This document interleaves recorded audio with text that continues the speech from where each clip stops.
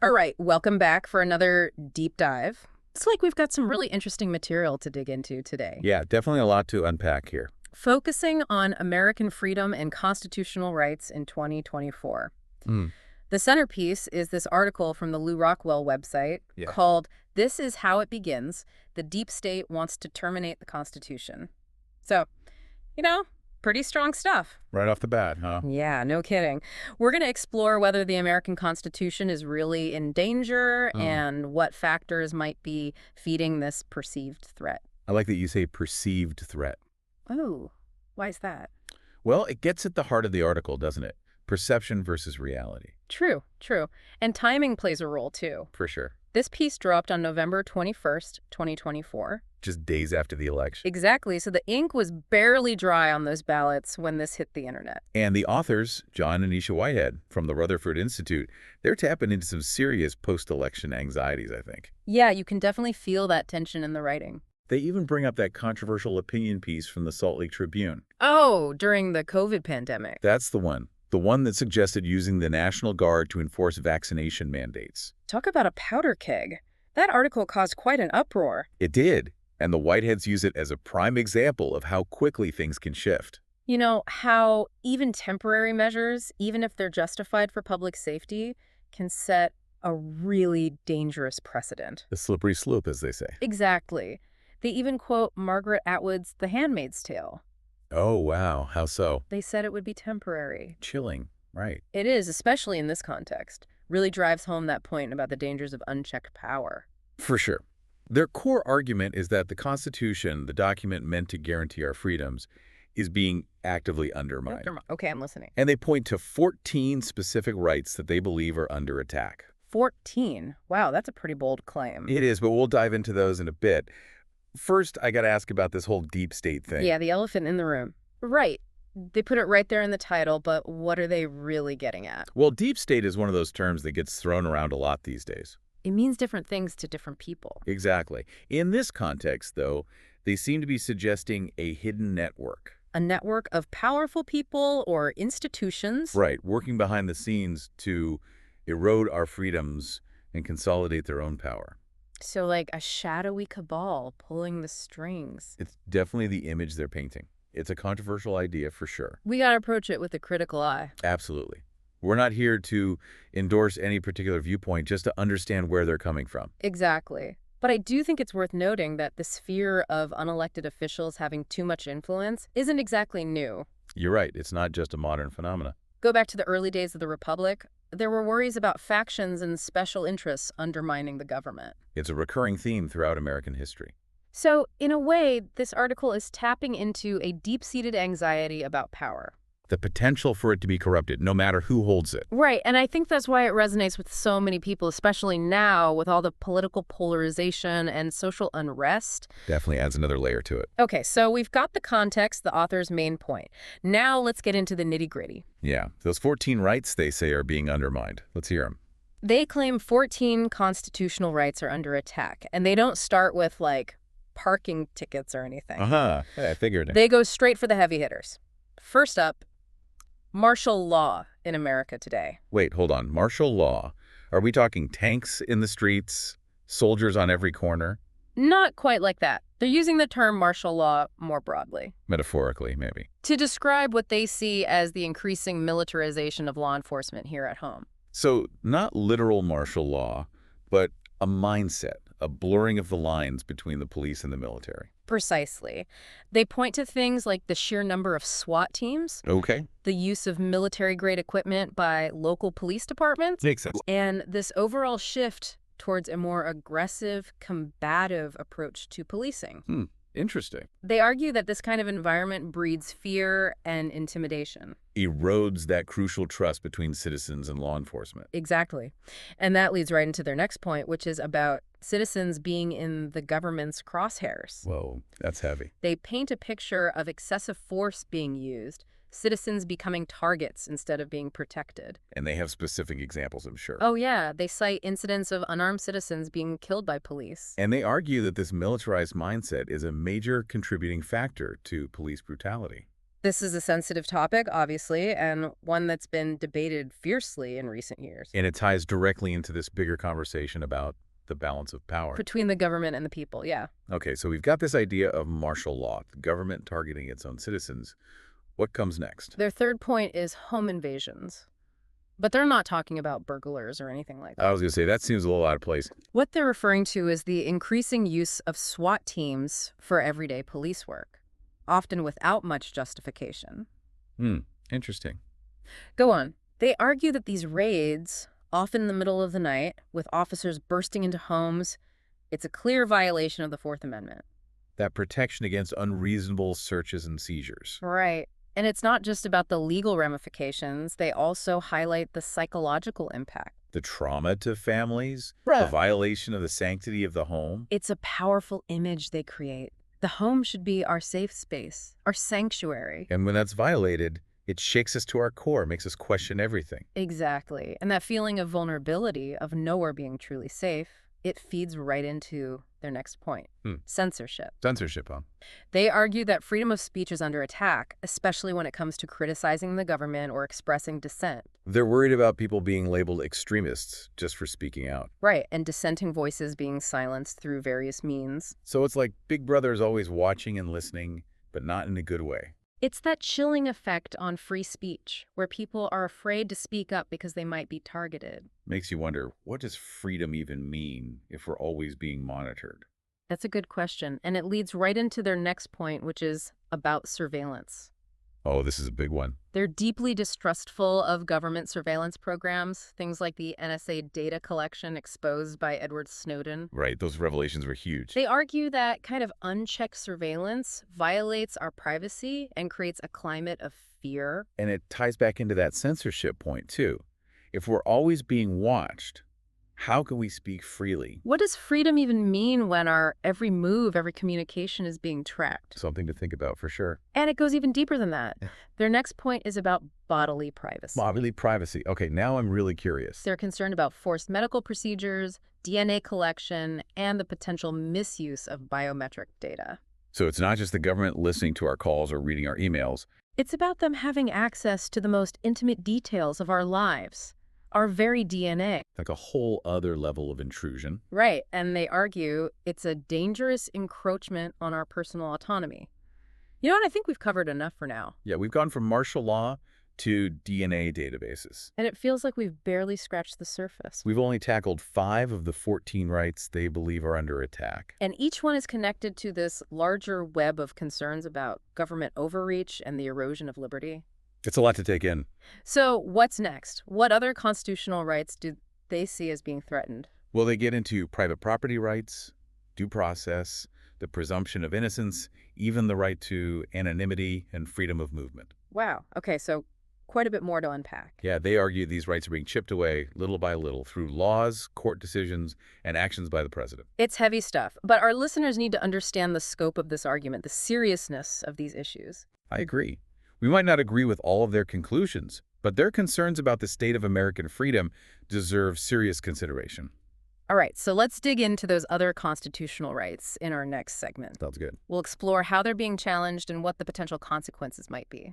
So, picking up where we left off, the authors argue that private property rights are being eroded, and they use things like civil asset forfeiture as an example. Oh, yeah, that's a good one for folks who might not be familiar with the term.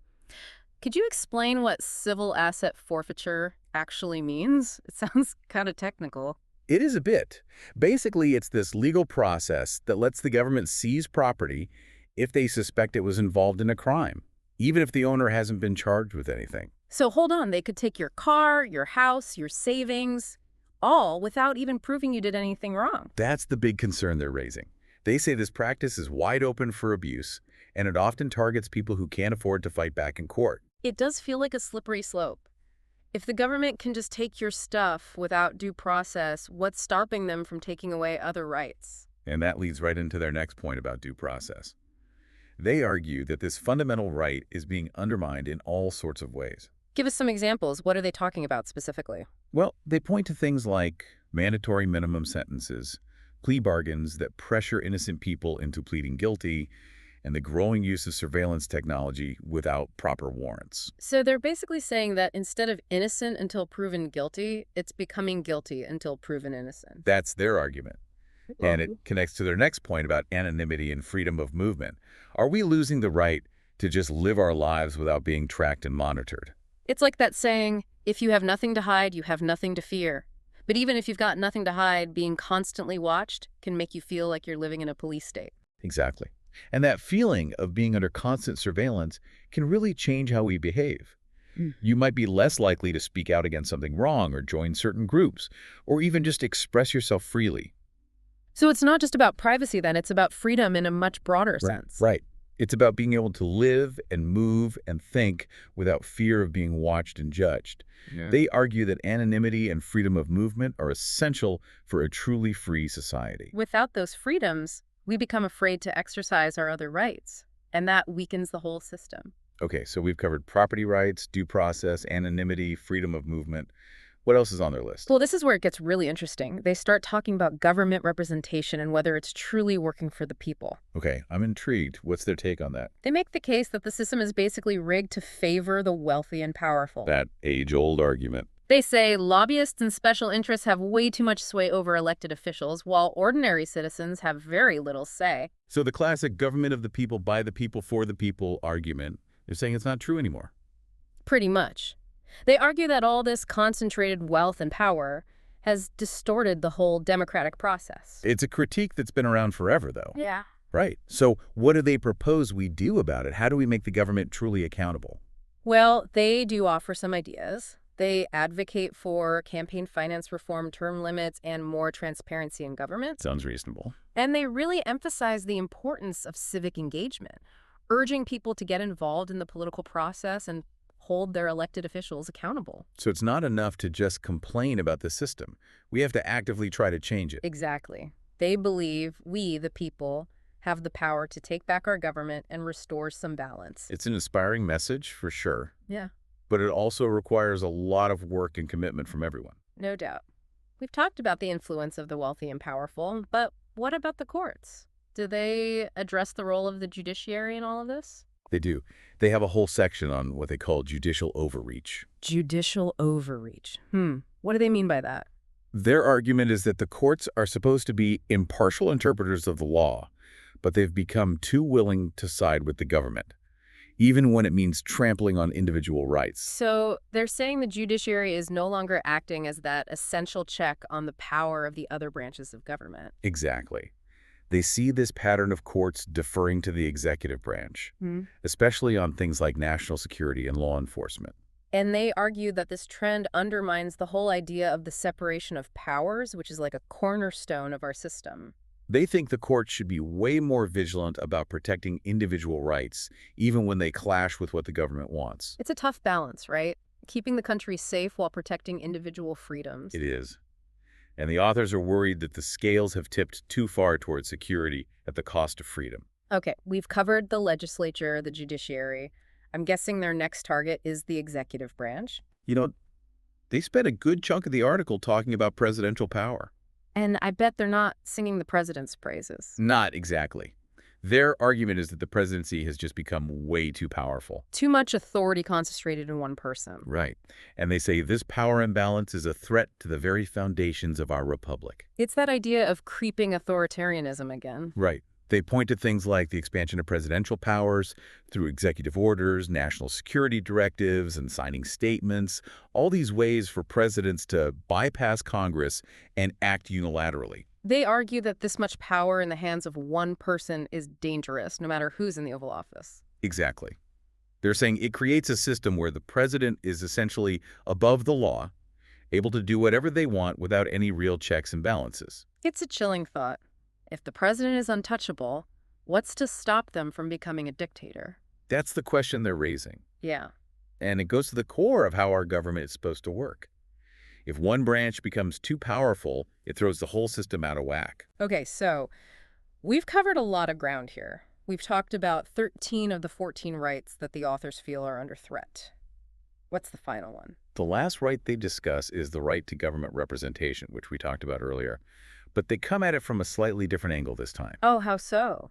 This time they focus on the erosion of public trust in government institutions. Makes sense, considering everything we've just discussed. They see this declining trust as a symptom of all the problems we've been talking about. Expanding government power, shrinking individual liberties, and that feeling that the system is rigged against the average person. So it's not just about specific rights being violated, it's about a breakdown of that fundamental trust between the government and the people. Right. They argue that when people lose faith in the system, they're more likely to embrace radical solutions or just tune out completely. Which is a recipe for disaster. Absolutely. It can lead to social unrest and instability. Okay, so we've explored their concerns about these 14 rights they see as being threatened. They're painting a pretty bleak picture, but what do they propose we do about it? What's their solution? That's where it gets interesting. Instead of offering some concrete plan of action, they issue more of a call to action. They urge people to be aware of these threats to their freedoms, to stay informed, and to hold their government accountable. So it's less about specific policies and more about raising awareness and encouraging civic engagement. Exactly. They believe the first step towards change is recognizing there's a problem. Once people see the danger to their freedoms, they can start demanding better from their leaders and holding them responsible for their actions. We've covered a lot in this deep dive, going through each of those 14 points, the rights the authors believe are being eroded. It's pretty intense. It is a lot to process. And we always want to emphasize that this is just one perspective, one interpretation of what's going on. But this idea of holding the government accountable, that's something we can all think about. I agree. But it's kind of vague, right? How do we actually do that? How do we as individuals really hold the government accountable? Well, I think knowledge is power, right? We can't hold our leaders accountable if we don't even know what they're doing. Right. So we got to stay informed on current events, read different news sources, really think critically about the information we're consuming. So it's not just about absorbing whatever's on the news. It's about actively engaging with the issues, forming our own opinions. Absolutely. And understanding our rights is crucial too. The authors clearly believe that a lot of our constitutional rights are under threat. But if we don't even know what those rights are, how can we defend them? So maybe it's time to brush up on that Constitution, huh? Couldn't hurt. And it's not just about knowing our rights, it's about understanding how the whole system works, how laws are made, how the different branches of government interact, all of that. So we need to be active, informed citizens, not just passive bystanders. Exactly. And once we're informed, we can start participating in the political process. Voting, sure, but also getting involved locally. Town hall meetings, contacting our representatives, speaking out on issues we care about. Making our voices heard at the ballot box and beyond. Right. And supporting organizations that are fighting for our freedoms. There are tons of groups out there dedicated to defending our constitutional rights. The ACLU, the Rutherford Institute, so many more. Donating time or money to those organizations can make a real difference. It's about recognizing that we're all in this together. And we share responsibility for upholding the principles of our democracy. That we do, and I think that's the core message the authors are trying to get across. It's not just about fear-mongering, it's about motivating us to take action, to reclaim our freedoms, and make sure the government answers to the people. Yeah, I get that. It's a powerful message, but it also feels a bit overwhelming. Like, where do we even begin? It's a lot, for sure. Well, I think the most important thing is to just start somewhere. Pick one issue you care about and get involved. Learn about it, contact your representatives, join a local group. Every little bit counts. And you don't have to do everything at once. Right. Start small, find your voice, and little by little, you can expand your influence. Exactly. And connect with other people who share your concerns. There's strength in numbers. And working together, we can actually make a difference. Okay, that's a more hopeful way to look at it. Before we wrap up, though, I want to touch on that deep state idea again. It's such a loaded term, open to so many interpretations. For sure. The authors obviously believe in the deep state, but we got to be critical, right? There's a difference between healthy skepticism of the government and believing every conspiracy theory that comes along. Absolutely. We have to weigh the evidence, consider different viewpoints, and not just blindly accept everything we read online. And remember, most people who work in government are actually dedicated public servants, people who want to uphold the Constitution and serve the public good. It's easy to get caught up in that negativity, but it's crucial to keep a balanced perspective. Totally agree. And that's a key takeaway from this whole deep dive. We need to be aware of the threats to our freedoms, but also avoid those extreme viewpoints and simplistic solutions. Finding that middle ground between being complacent and being paranoid. Exactly. Be informed, engaged, and think critically. Mm-hmm. Our democracy is always a work in progress, and it takes all of us to keep it strong. Well said. That's all the time we have for today's deep dive, but this conversation doesn't end here. Not at all. Keep exploring these topics, have those thoughtful discussions, and find your own ways to contribute to the conversation about the future of American freedom. What do you think, listeners? What's next? Yeah, what's next? The future of our democracy depends on us. Let's make sure we're up to the challenge. Until next time, stay curious, stay informed, and stay engaged.